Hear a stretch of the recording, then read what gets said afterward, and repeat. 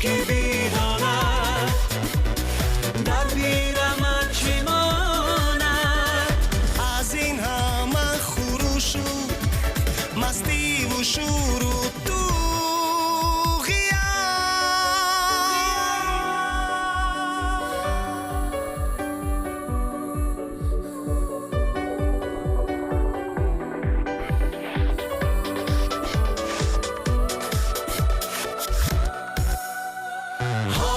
که من جوانم دنیا پر از جوانی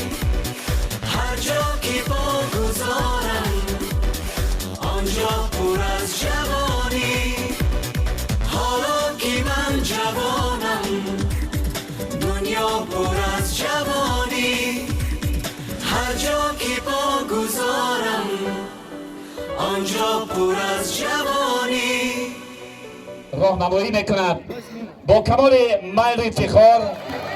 کلیه جای دویم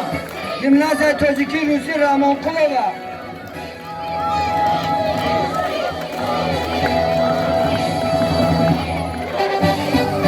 جای یکم صابیرова فرهناز ژیمناز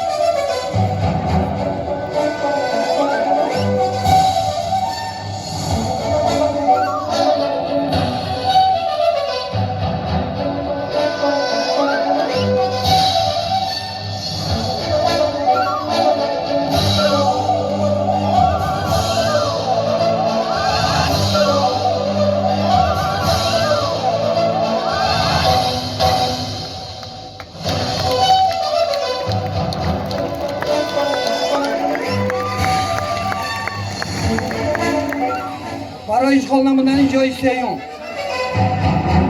برای اشغال نمودن جای دویم سفرов دانشجو سفرов